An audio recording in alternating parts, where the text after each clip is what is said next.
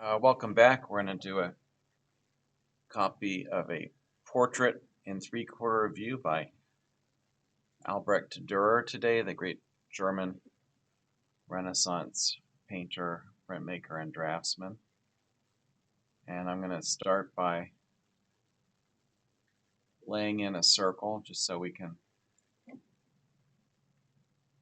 sort of have a placeholder on our page for where this drawing is going to fit.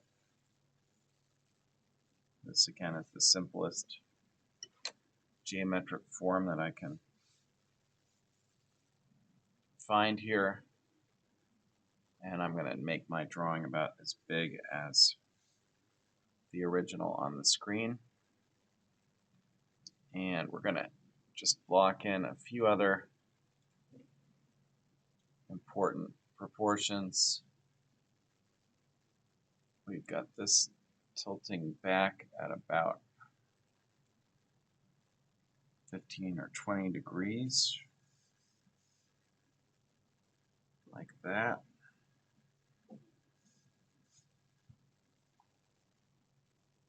We've got the bottom of the throat forming almost a horizontal, which we could imagine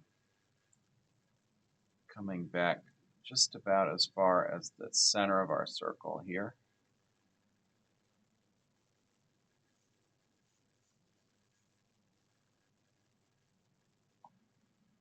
And a short little upturn like that. And if I imagine this line extending, you see how it's parallel to the line of the face, just about parallel, and we are cropping about, I would say, about a quarter of the diameter of the circle. So here's the center of the circle.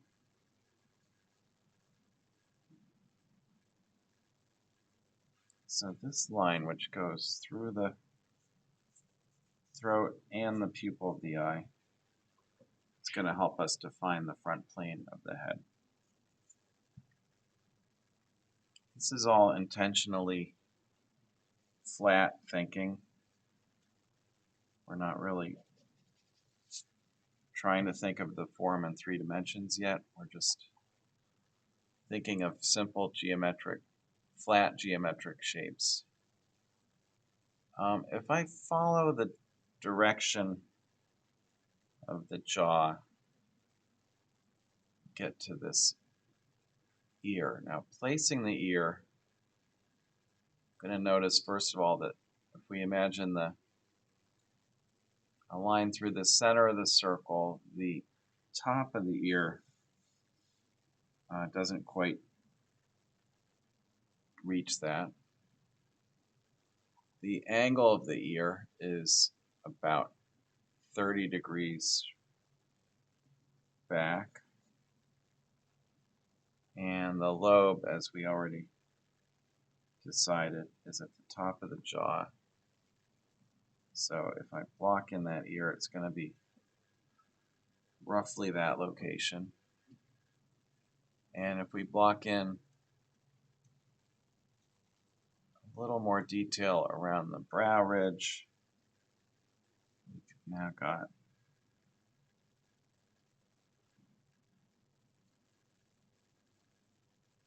the nose going outside our circle and then coming back in at a point that is really close to being level with that earlobe that we already established. Checking my work, I'm going to say this distance here is a little smaller than this distance here.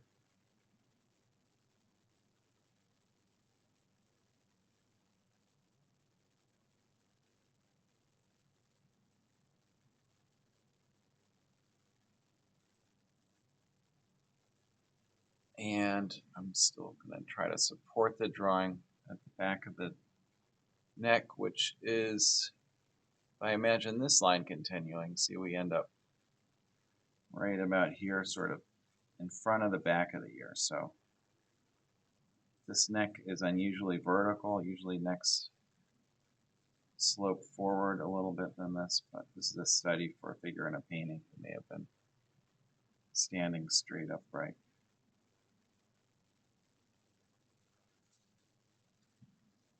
And notice that the bulk of the hair is going to extend outside our circle up here, and at about, I would say, between 1 and 2 o'clock on the circle, which is about here, we've got the form of the little curl that tied up like that.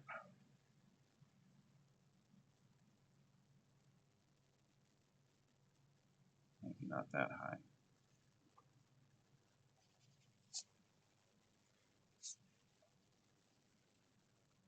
There aren't a lot of big shadow shapes on this drawing, but we are going to place our major darks. So maybe before I get into that, I'm going to block in that other eyebrow like this. Notice it peaks right along this line that was the extension of the front of the neck. And the pupil and iris are down on that line, but down below the center line of my circle. The line of the eyes is about there.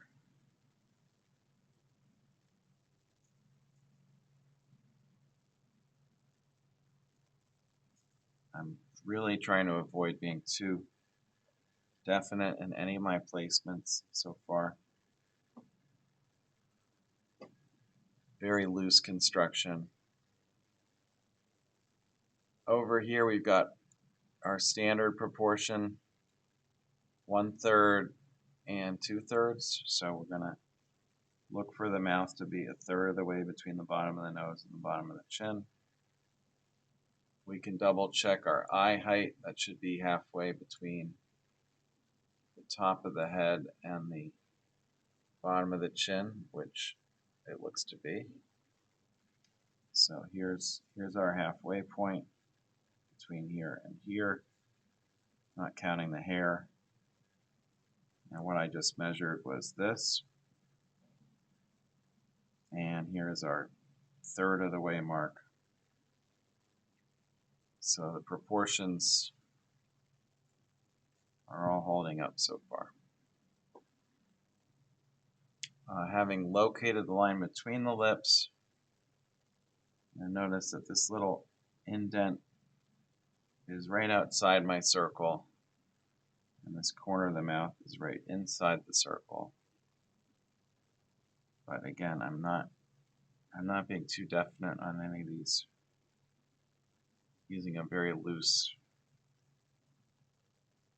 fluid kind of line up to this point. And now I'm going to erase some of my construction over here to get a better look at Durer's work and put in some darks. So as you know, I like to just hatch in a few darks without getting too specific at this point. And not a lot of big shadow shapes here, but there are some very faint ones. This drawing was originally done on very dark green paper, and I kind of lightened it for this demo so that you could read the lines more easily, but there's not a lot of contrast in this drawing.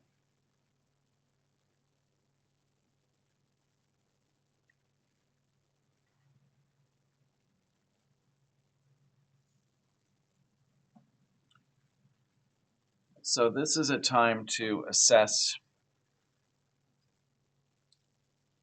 how things kind of feel.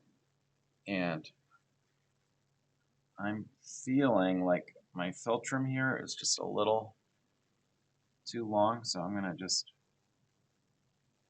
get a little more definite on this lip location and just raise it a hair, and that gives me a little more room for the chin. And I'm also feeling a little excess space in here. She has very deep set eyes, but not quite that deep, so I'm just gonna slide this dark over and see what happens. And I encourage you to do the same thing in your drawing. You might have errors that are a little different from mine. Raise this corner of the mouth slightly to fix the expression. And you'll see she's kind of coming into focus a little bit before I have allowed myself to get really specific, before we zoom in on the features and take a closer look at some of that stuff, which we are about to do. This line that I blocked in the throat with really needs to be, may need to be a little more definite, that these are curves now. And at this point it's reading in a way that I'm happier with.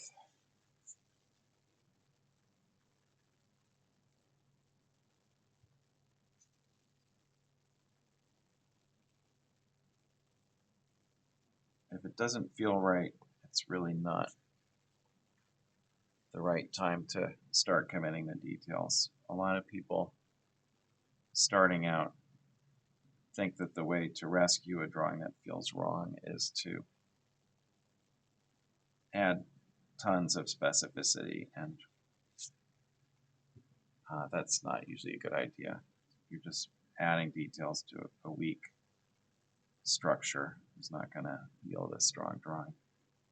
Structure should feel strong, and then you can go ahead and get specific. So I'm going to erase some of my construction lines now,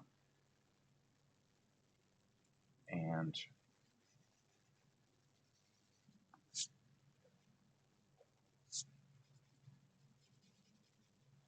it's always a bad idea to do your shading over construction lines that you want to erase.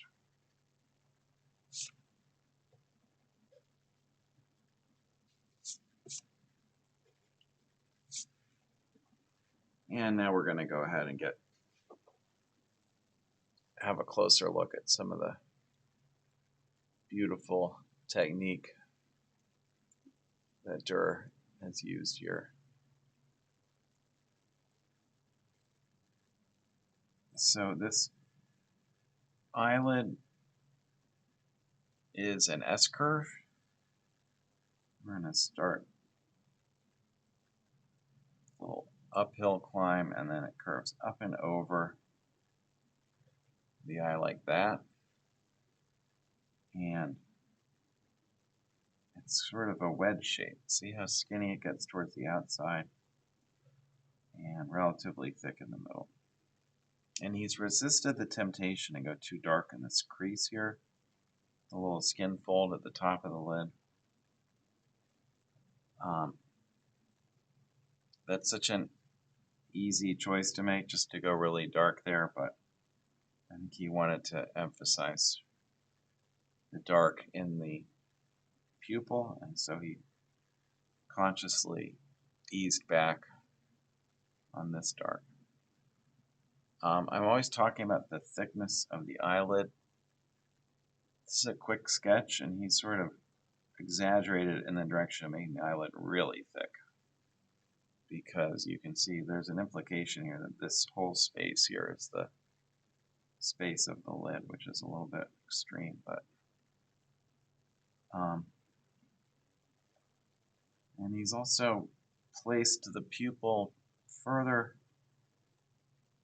to the left of the iris than I would have placed it. Looks a little unnatural to me. Remember, the iris is transparent, so pupil usually looks a little more set back, but see, I bumped it back a little unconsciously, just out of habit. This is really important to just barely touch this bottom lid. Barely anything there. A little dark under the iris.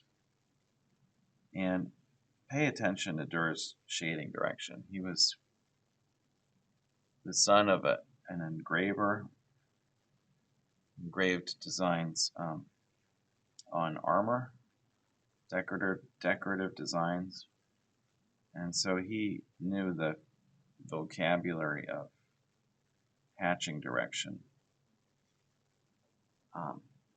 as well as anyone who's ever drawn, and it really uses it to great effect in his work. There's nothing accidental about any of these hatching directions, so I'm going to try to do what's called a close copy and replicate them.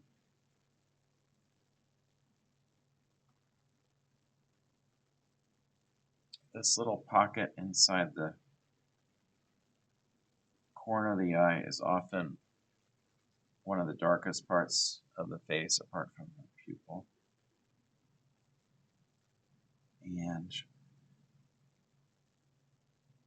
I'm feeling like my eyebrow might be a little too low, so I'm going to take a quick measurement and measure the height of the eye, and I can see that I can fit a whole eye in between the top of the lid and the bottom of the brow, so I'm indeed going to just tease that up just a tiny bit.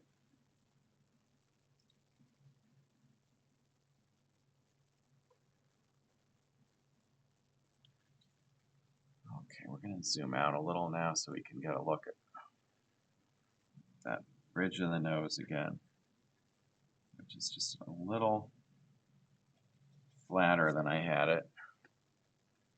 And look at how he's slightly exaggerated this fullness under the brow. The structure some artists describe as the sausage. And look at how it's been represented. The fullness in the drawing comes again from these hatching lines, which follow the form, just like the lines on a globe, latitude and longitude lines, and describe the fullness of this little swelling of flesh between the brow and the lid. I need to make a little more room for that receding eyelid. This is a great challenge for beginners because you won't even be tempted to try to make these eyes the same size. It's really obvious that this receding eye, because of foreshortening, is flattened down to almost nothing, whereas the advancing eye is relatively full. And notice again, this is the lower lash line, very faint. And then this is that little pouch that holds the eyeball underneath. Like that. And this is a very clear little series of overlaps. There's this overlap, and there's the bridge of the nose, which has a little bit of a bump in it. So I'm going to refine that slightly. And then finally, the last line is the line of the cheek. Beautiful little, very subtle series of overlaps there.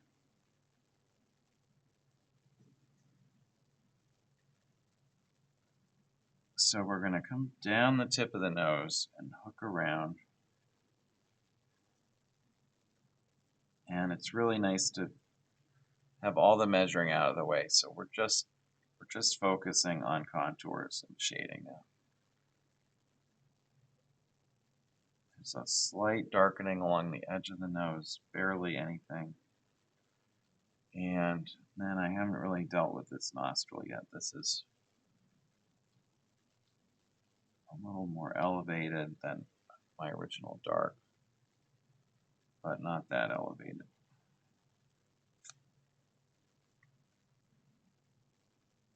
I'm going to keep saying this, but a portrait is about the only thing in the world you can draw where an error of like a 1/16 of an inch is really it could just destroy the effect of the drawing. And so there's really nothing better for, if you want to develop precision with your hand and eye, there's really nothing better to practice. So there's this very slight darkening at the top of the ala, another slight darkening at the back of the ala, behind the ala, and under the ala, and a little more dark right at the center of the philtrum where it's coming down from that little plane between the nostrils.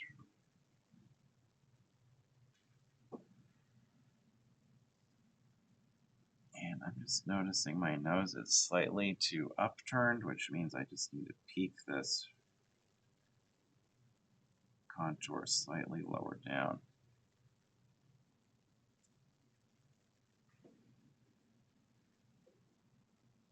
Again, a 30/2 of an inch or something like that. So remember that cheek line that we drew up here? That's going to be reappearing down here. So we're going to pick that up again.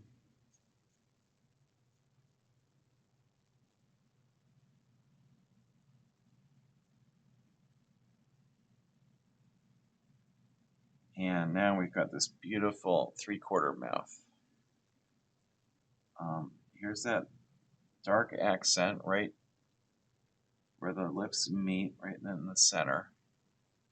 And then here's the extension upward and outward of that central form. And there's a very slight plane change right here where it sort of implies the beginning of that receding arm of the mouth, which we can't really see. Up here, we're going to use very, very light touch to show the curve of the upper lip and a little bit of shading. But notice it gets very light in the middle. And then there's a dark little pocket of shadow at the corner of the mouth, which is what's giving her a slightly contented expression. But the important thing to notice is just how this movement from here to here, it's a really strong zigzag. And also with the bottom lip curves from behind the upper lip. That's very challenging for beginners to get that feeling that the mouth is turning a corner. It's very powerful in this drawing. There's a little slight crease at the center of the bottom lip.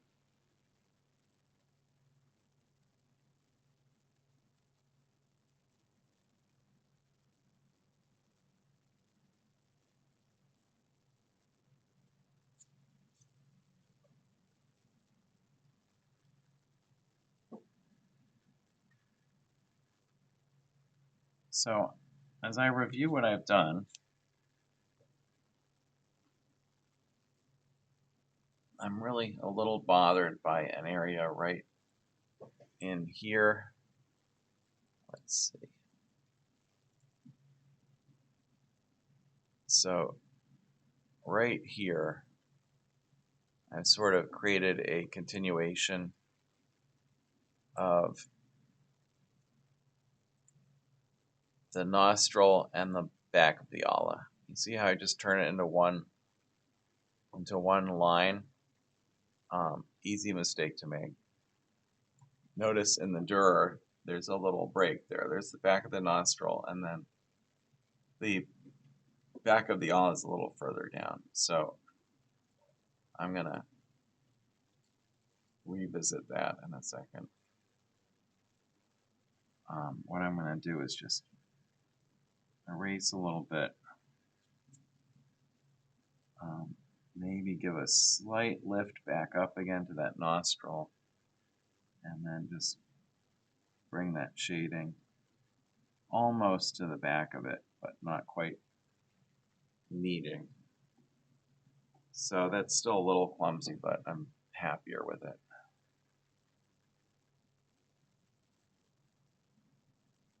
And somehow the back of my ala is reading just a little far back, so I'm going to bring that forward, and that's probably about the best I'm going to do today.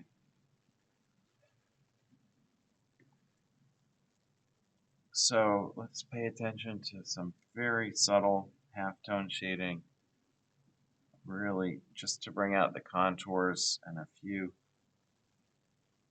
not shadows, but a few very faint halftones. And those really make a difference in describing the form, as subtle as they are. Let's zoom out again. There's a little cleft in the chin with some beautiful hatching describing it like that.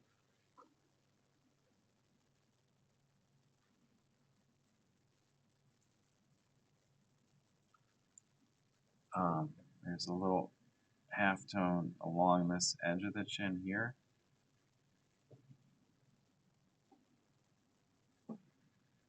And a little deeper halftone in this crease. Almost a shadow there.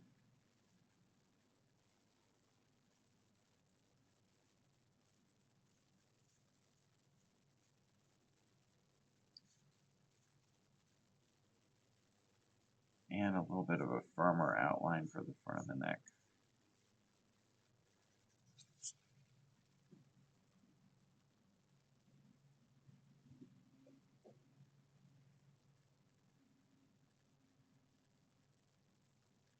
Just do a little more shading along the underside of my nose.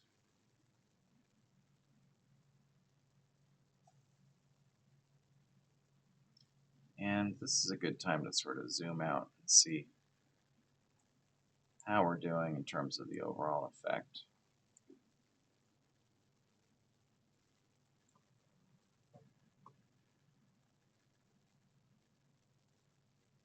And you'll notice that from a distance, the errors are a little more evident, but so are the strategies that I could maybe use to correct them, like flattening that out just a tiny bit, coming back just a little on the thickness of the upper lip. And you'll be seeing other things. Remember that placement of the pupil that I said was a little further back than Durer's? I'm going to go ahead and put it where he put it. The difference is bothering me a little.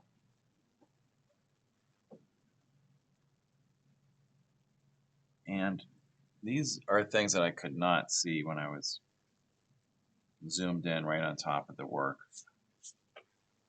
And you can maybe appreciate that if you're working in your own studio, you need to take a few steps back every once in a while and take a look at what you're doing to see those things.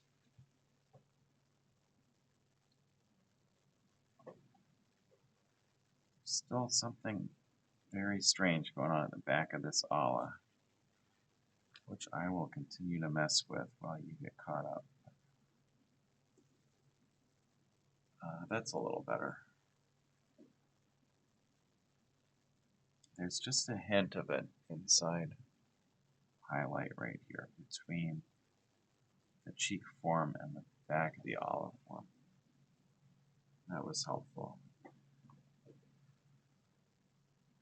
Okay, we don't have a whole lot left to do here.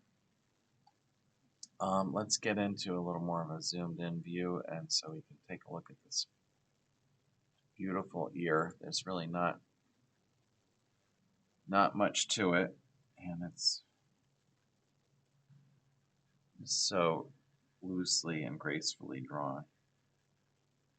So we're going to swing around and do another little elliptical curve for the fold, for the lobe, I mean, a few curved lines to describe the bottom of the lobe.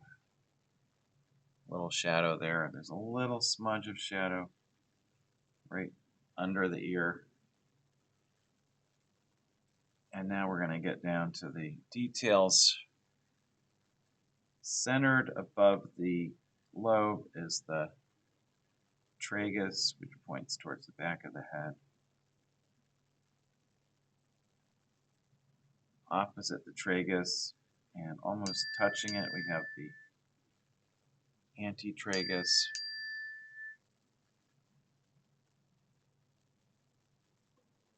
This form is called the helix. Curves up and around and bottoms, sort of fades out behind the antitragus, and then from the antitragus, I'm going to shade a little dark in here, and then this loops around behind the helix like that. A little shadow inside there, and a little shadow inside here. And this form is really easy to draw if you know what you're looking for, and really difficult if you don't. So it's worth learning about.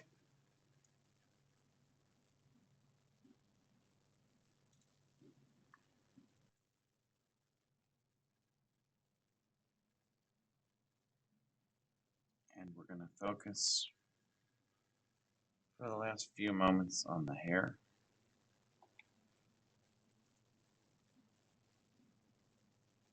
Zoom back out a little. I usually recommend avoiding what we see here, which is basically all the shading in the hair is executed in the same direction that the hair is growing.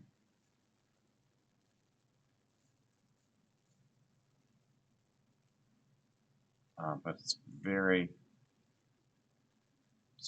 minimal work done in the hair here. You'll notice that in spite of using the techniques that he uses, see how these lines all very short, and then he leaves this whole zone completely untouched, suggesting a highlight. So there's still an indication of form. They're not long continuous lines, which would lead to the look of a doll's hair. So it's really a marvelous shorthand. It gives a strong sense of the way the hair is growing and the way it folds over the head with very little effort or detail. There's this little strap of cord that's tying the bun.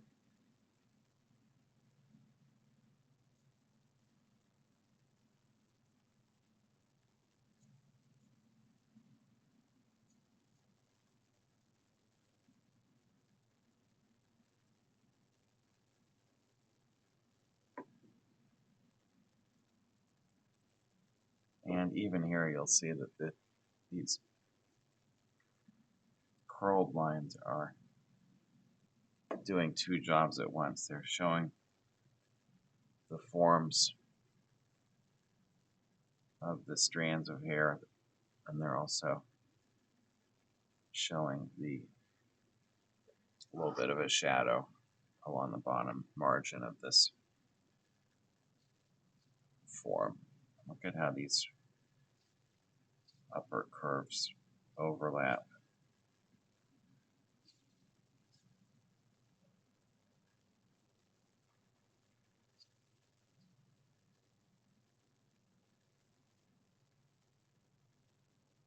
As I've said before, it's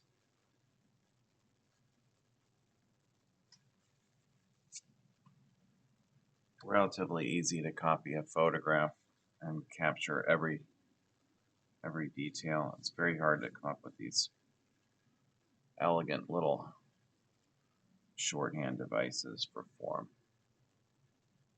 that can be done with a real sense of ease and grace. So I'm going to zoom out again. I don't think there's a whole lot left to do here.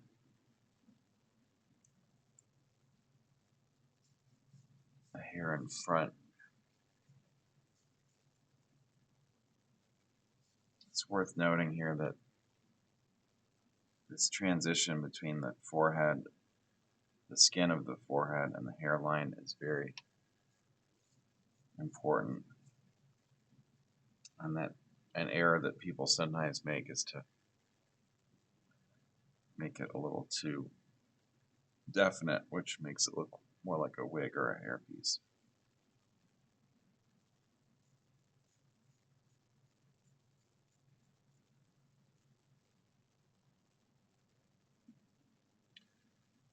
And there's this shadow shape.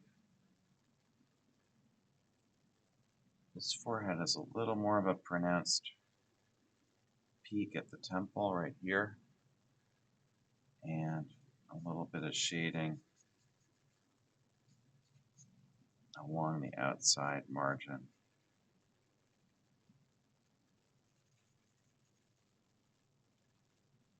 And unlike most of the other shadings, the hatching's a little less definite. It feels almost smudged.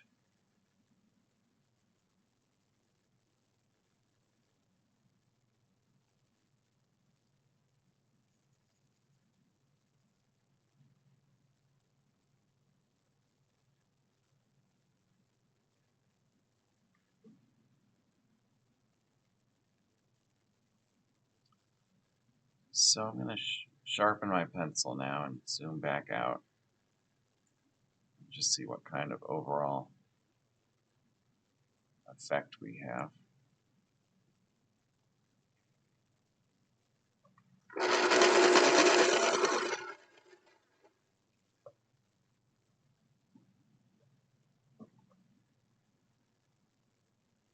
This would be a time to just sharpen a couple little details that got slightly blurred when I allowed my hand to pass over the drawing. And what I'm doing is sort of balancing the overall sense of dark and light in the image. And that's really best done from a little bit of a distance.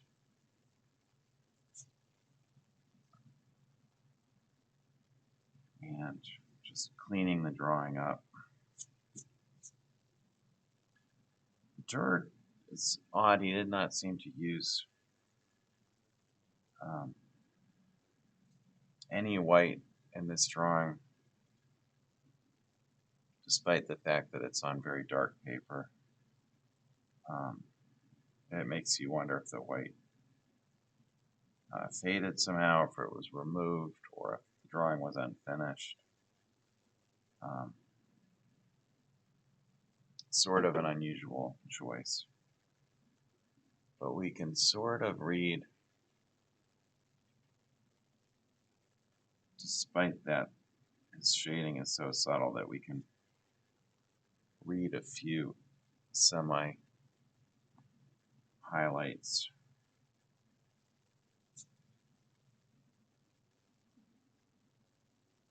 You see how it almost feels like there's a highlight on the cheek. Again, I'm not sure if that might be some residual white or what's going on there, and you'll notice that right now my drawing looks a little plumper than his. That's an error I often make.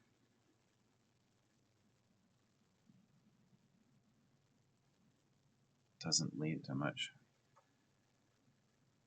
success at getting portrait commissions. So it's not usually what people want to see.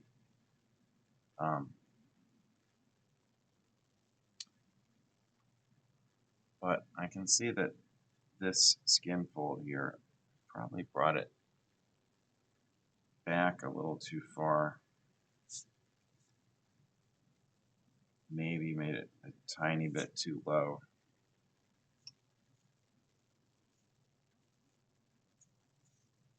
And also the shadow shape along here, as faint as it is, does need to come a little bit higher.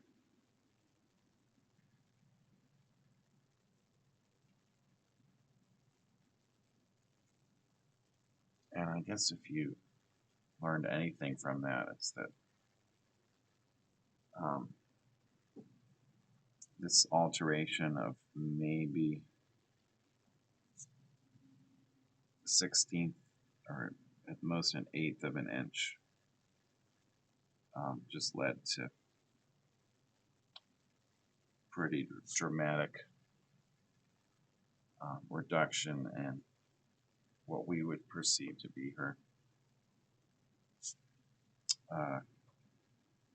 weight or corpulence.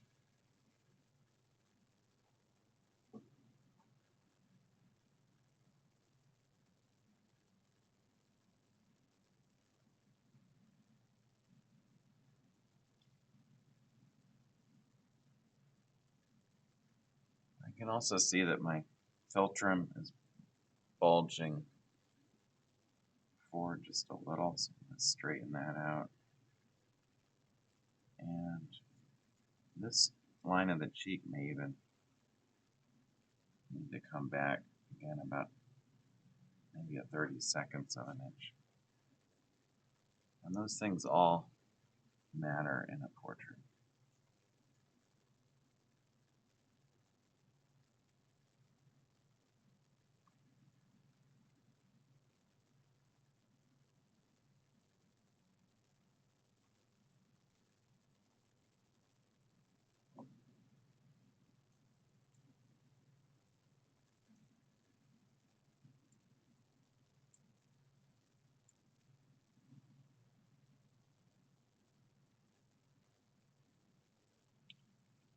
Okay, I hope that was helpful. Thanks again for watching, and see you next time. Thanks.